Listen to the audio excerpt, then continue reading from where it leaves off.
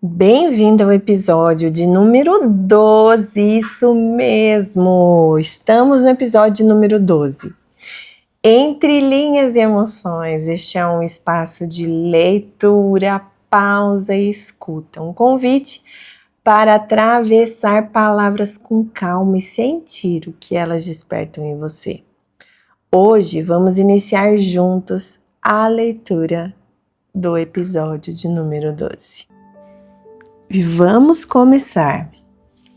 Inferior, curando a mentira da perfeição. Uau! Já fica aqui comigo que você vai se surpreender com essa leitura. Sob as recomendações do médico, devido ao que ele mesmo denominou de idade madura, inscrevi-me na academia para começar atividades de levantamento de pesos. Depois de lutar para vestir um par de calças tipo legging de academia e cair no chão porque meu pé ficou preso no tecido apertado de uma das pernas, arremessei essas calças num cesto de roupas para doação e fui às compras. Como os itens de roupas à base de elastano não eram mais uma opção para mim, experimentei um par de calças bem folgadas, do estilo calças paraquedas, sabe? E no processo, não me acidentei, mas me senti até mesmo, se assim posso ousar dizer, bonita. No dia seguinte, segui para a academia. Não passou muito tempo, até que uma senhora se aproximou de mim.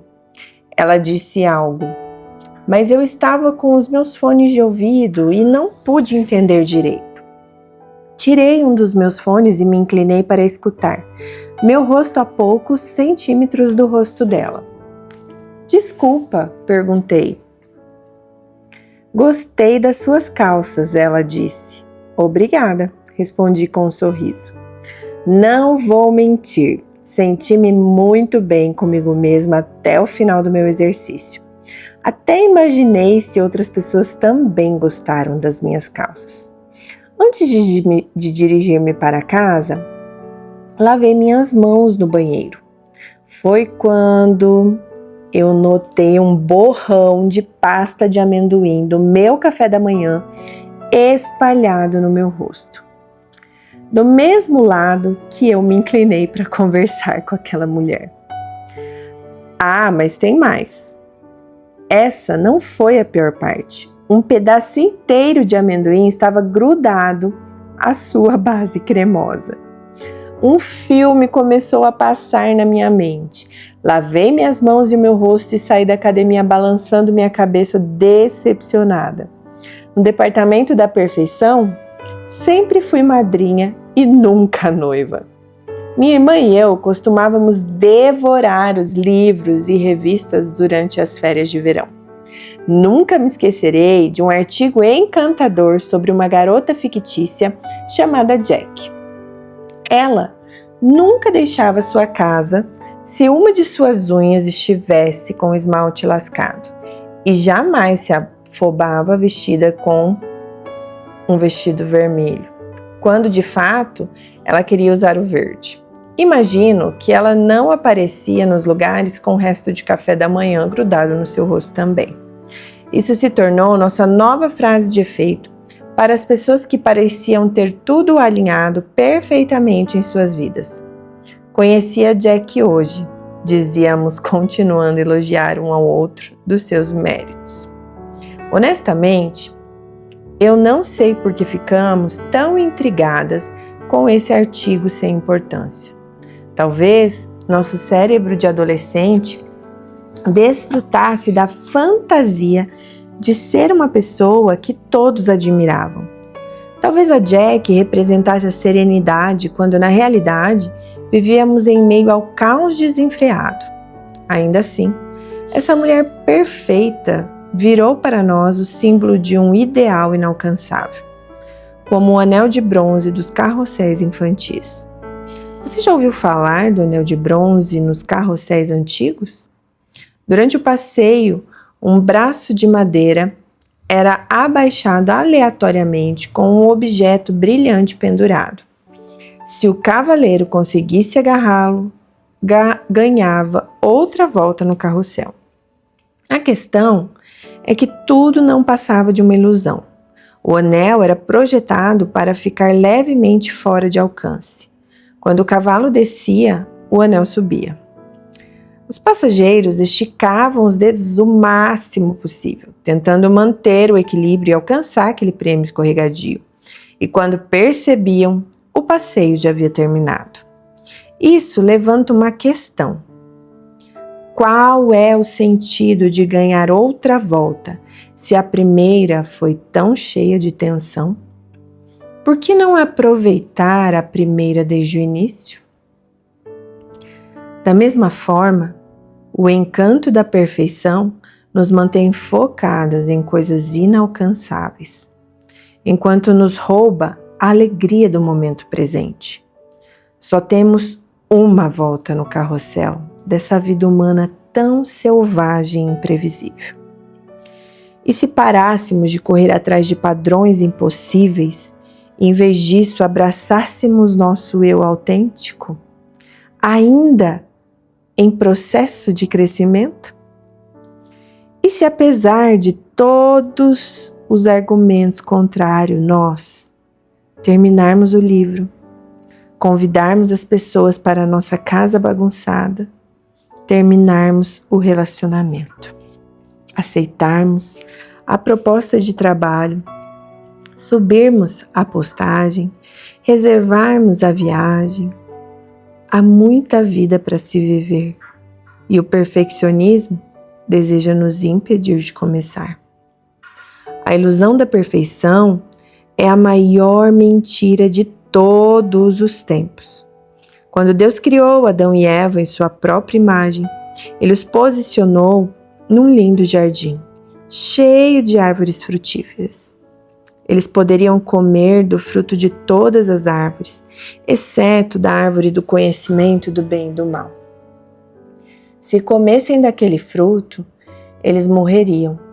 Dessa forma, Deus concedeu à sua criação o livre-arbítrio, dando-lhes a opção de escolher obedecer ou não.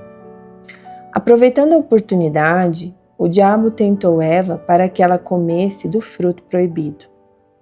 Em contradição direta ao alerta de Deus, ele disse: certamente não morrereis, porque Deus sabe que no dia em que dele comerdes, se abrirão os vossos olhos e sereis como Deus, sabendo o bem e o mal. Está lá em Gênesis 3, 4, 5. Enganada, Eva deu o fruto a Adão e os dois comeram. Conforme Deus havia avisado, a morte entrou no jardim, embora a tentação sorrateira do diabo transbordasse engano. A mensagem central era esta: você é insuficiente. Se você um dia já se sentiu de alguma forma inadequado, esse sentimento está enraizado na mentira de que você não é suficiente. Enquanto Deus reafirma quem nós somos nele, o diabo é perito em nos dizer quem não somos, resultando na manipulação da nossa identidade. Querido ouvinte, leitor, presta atenção nisso. Enquanto Deus reafirma quem nós somos nele, o diabo é perito em nos dizer em quem não somos, resultando na manipulação da nossa identidade. O diabo sabe que se ele conseguir fazer-nos sentir inferiores aos outros, traçaremos um caminho sem fim, procurando preencher nosso vazio com todas as coisas erradas para remediar nossos sentimentos sem nunca encontrar satisfação. Você já se lamentou da seguinte forma: se ao menos eu tivesse isso ou aquilo, minha vida seria completa. E então agarrou-se ansiosamente àquela coisa, procurando preencher o sentimento de vazio. Não digo isso para causar vergonha, já fui vítima dessa mentira muitas vezes. Já rejeitei um ou outro objeto enquanto fazia compras porque não sentia que aquilo era o meu estilo, somente para vê-lo depois exposto orgulhosamente nas mãos de uma influencer, como se aquele item fosse o achado do século.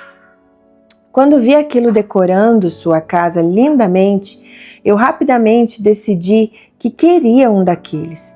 Eu dirigi ansiosamente de volta para a loja, almejando que aquele item não tivesse se esgotado, pois assim ele tornaria meu mundo perfeito. Sentia-me tão realizada com a minha compra por um tempo, mas eventualmente o objeto perdia sua atratividade. E eu então concluía que aquilo não tinha remediado em nada a minha situação. O medo da escassez cria a percepção do vazio. Quando tentamos preencher o vazio distante de Deus, essa atitude causa ansiedade, angústia e desespero. Um anel de bronze insidioso que promete o mundo e não entrega nada. Contudo, podemos nos curar da mentira da perfeição. Isso requer mudança de foco e confiança. A verdade é que Eva não precisava de mais uma coisa, mas o inimigo a convenceu que sim. E o seu engano funcionou porque ele focou sua atenção naquilo que ela não tinha, ao invés do que ela já tinha.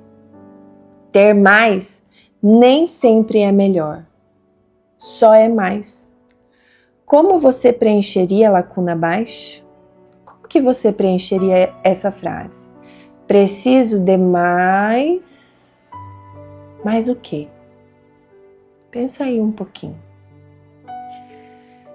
Eu desconheço qual é a sua necessidade, mas estou certa de uma coisa. Se você não colocar o nome de Jesus na lacuna acima, ter mais daquilo que você pediu não resolverá o seu problema. Confie em mim, eu já tentei isso antes. Devemos parar de fixar nossos olhos nas coisas que Deus propositadamente tem deixado fora do nosso alcance. Mas cuidado, o inimigo é perito em fazer aquilo que não temos parecer ser o mais atrativo do que aquilo que nós temos. Vamos expor algumas de suas estratégias malignas. Você alguma vez achou a casa de outra pessoa melhor que a sua? E os outros itens ou relacionamentos dela, tais como marido, carro, amigos, namorado, cabelo, família, férias, joias, pele, maquiagem, filhos, estilos de ensino bíblico. A batalha para afastar-me daquilo que eu ansiava ter, fosse aquilo um objeto inofensivo ou potencialmente nocivo, demandou mudança de foco. Aqui abaixo estão listados alguns hábitos práticos que achei útil. Quando desejo a casa de outra pessoa, eu limpo a minha. No final, acendo uma vela decorativa e olho ao meu redor com satisfação, declarando quão abençoada eu sou por viver ali. Quando desejo algo novo, organizo minha gaveta para contabilizar quantas coisas eu já tenho. Frequentemente, concluo que não preciso de mais. Na realidade, preciso de menos coisas. Quando sou tentada a comparar-me com outra pessoa, exerço a gratidão ou busco a sabedoria de uma amiga. Usar essas táticas para desviar o meu olhar daquilo que é o fruto proibido do momento me ajuda a redirecionar o foco. Às vezes, porém, meu desejo por algo é tão forte que isso se torna um teste ainda maior do meu poder de escolha. Anos antes de eu conhecer e casar-me com Ted, meu antigo esposo me abandonou. Apesar de eu não saber na época, meu advogado me informou mais tarde que meu ex-marido tinha plenas intenções de se divorciar de mim e casar-se novamente. Ele começou com uma separação litigiosa. Como você pode imaginar, minhas emoções ficaram feridas e muito sensíveis. Por coincidência ou não, um homem muito atraente começou a visitar meu escritório pelas manhãs. Ele também estava enfrentando uma separação. Ele colocou seus braços na parte superior da moldura da porta, seus bíceps saltando para fora, e perguntou num tom insinuante: qual é o versículo bíblico do dia, Andy? Meu pai, como alguém consegue resistir a isso? Esse foi o teste ao padrão Eva mais significativo que eu já enfrentei até hoje. Será que eu agarraria algo que não havia sido feito para mim? Sabia que a porta estava aberta se eu desejasse entrar por ela. Eu quase consegui ouvir as mentiras do inimigo. Deus está preparando seu próximo marido. Quais as chances de vocês dois estarem enfrentando uma separação ao mesmo tempo? Essa é a provisão de Deus para você. Em uma linda noite, saí do trabalho angustiado, após uma decisão impulsiva. Dirigi meu carro no sentido oposto da minha casa, em direção às montanhas, e estacionei num pedaço de estrada desértica. Saí do carro, fechei a porta e escalei o capô do carro. Deixando debaixo daquele céu estrelado, clamei a Deus. Tu sondas meu coração, sabe que estou me sentindo amedrontada, abandonada, mas vou lutar para o meu casamento até o fim. Fui fiel todos esses anos e serei fiel até o fim. Por favor, me ajude. Ofereço tudo a ti, mesmo que acabe ficando sozinha. No silêncio da noite, sabia o que deveria fazer. No dia seguinte, falei firmemente com aquele homem, pedindo a ele que não retornasse mais ao meu escritório. Logo depois, meu ex me largou de uma vez por todas. Mudei para o sul da Califórnia, visando frequentar o seminário, onde conheci o Ted. 3 anos depois, saímos para o nosso primeiro encontro juntos. E 6 meses depois disso, nós nos casamos, choramos de alegria, enquanto eu desfilava pelo corredor da igreja. E se eu tivesse cedido aos meus prazeres todos aqueles anos atrás, teria colocado tudo a perder. Mas naquele momento de rendição, realinhei meu foco. Coloquei minha confiança em Deus, ao invés de confiar em mim mesma, e abracei um futuro incerto. Aquele foi um momento monumental de crescimento, onde o medo de escassez e de acabar sozinha havia sido os fatores que me impulsionaram para o meu primeiro casamento, que foi tão problemático. O inimigo separou Eva de Deus ao semear sementes de desconfiança, sugerindo que Deus reteve algo dela. A desconfiança leva à separação. Desconectada da verdade de Deus, Eva se tornou vulnerável às mentiras. Ela comeu do fruto proibido e convidou o pecado e a morte para entrarem. Ela tentou se esconder de Deus entre as árvores, em uma situação caída, envergonhada de encarar a Deus. Também já fui tentada a esconder certas coisas de Deus, porque honestamente eu não queria abrir mão delas. Quando se trata deste hábito específico, Jesus me disse com grande compaixão: você não tem que abrir mão, apenas fale comigo sobre isso. Eu nem ao menos sabia que essa era uma opção. Ao olhar para trás, falar com Jesus sobre o que me tentava parecia ser óbvio. A sensação de poder falar com Ele sobre isso tudo era tão boa. Jesus me afirmou que Ele não reteria de mim nada que fosse bom. Está lá em Salmos 84:11. Com o tempo, através da transparência e do aconselhamento, minha ferida com relação à confiança foi sarada. Percebi que não precisava mais dos velhos hábitos para seguir em frente. E de boa vontade, deixei-os para trás. Pode ser que sua trajetória seja diferente. Meu desejo é: não permita que a luta te impeça de pedir ajuda a Jesus, independente do que for. Convide Jesus para participar do processo.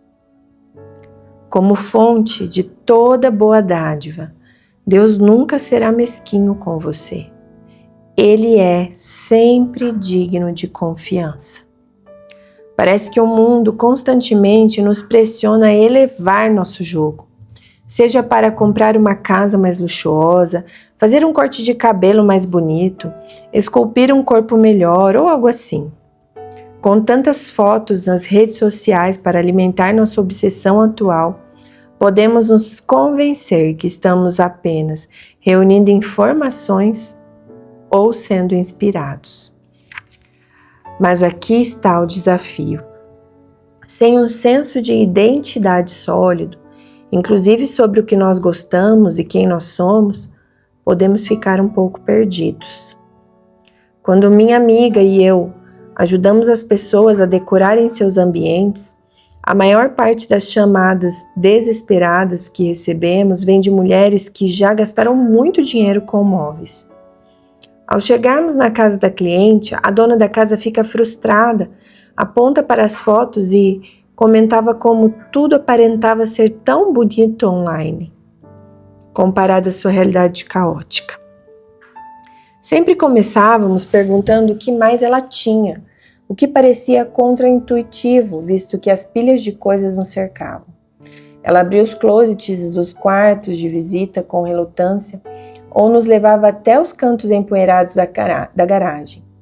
Escondido da vista, possivelmente encontraríamos um vaso interessante, uma mesinha antiga, um quadro estiloso ou algo que desse do tipo.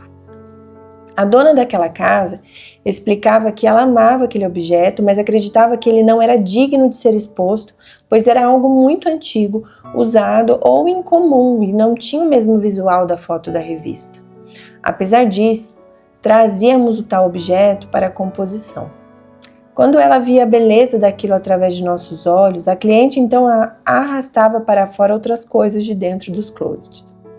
Este processo sempre resultava numa linda casa, expondo uma mistura harmoniosa entre o novo e o antigo, refletindo assim a verdadeira identidade da dona da casa. Não era perfeita, diga-se de passagem, mas era autêntica. Poderia fazer uma sensível comparação entre essa ilustração e as nossas vidas?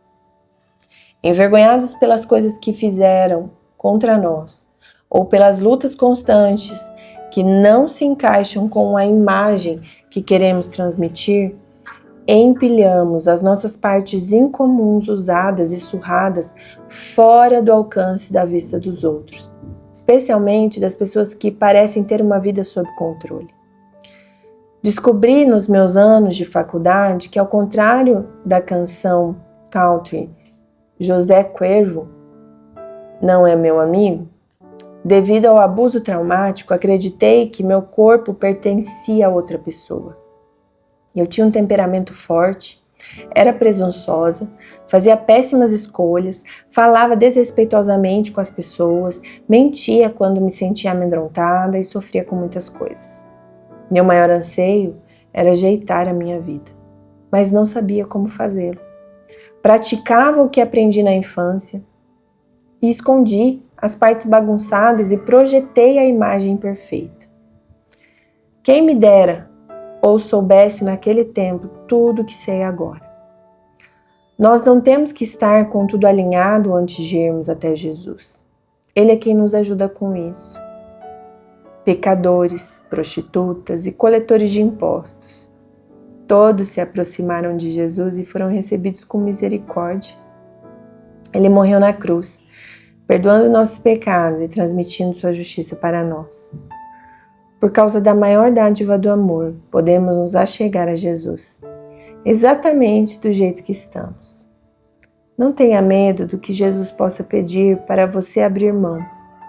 Seja isso uma pessoa, seja um vício ou um estilo de vida, nada pode te impedir de achegar-se a Ele.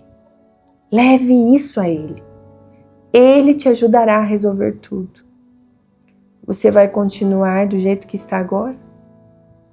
Provavelmente não. Mas quando Jesus te transformar de acordo com a sua imagem, ou seja, a imagem dele, você será tão livre que não sentirá falta da sua versão antiga. Amigos, a perfeição é uma mentira. Ela promete tudo e não entrega nada. Chegou o momento de expor esta mentira e virá-la de ponta cabeça. Não somos insuficientes. A perfeição é. Ao invés de buscá-la, busque alcançar autenticidade, paz, amor, alegria, amizade, humildade e transparência. Ao fazê-lo, sua vida se tornará uma representação linda e autêntica de si mesmo. Quebrantada, mas perdoada, precisando de restauração, porém amada. Em outras palavras, perfeitamente imperfeita. Assim como o resto das pessoas. Ah, meu Deus, que sejamos perfeitamente imperfeitas, mas que sejamos quebrantadas, mas perdoadas, precisando de restauração, porém amadas. Não somos insuficientes, a perfeição é. Que lindo, que sirva de cura, que você realce as palavras que te tocaram nesse capítulo que nós lemos juntos no episódio de número 12. Até o próximo episódio.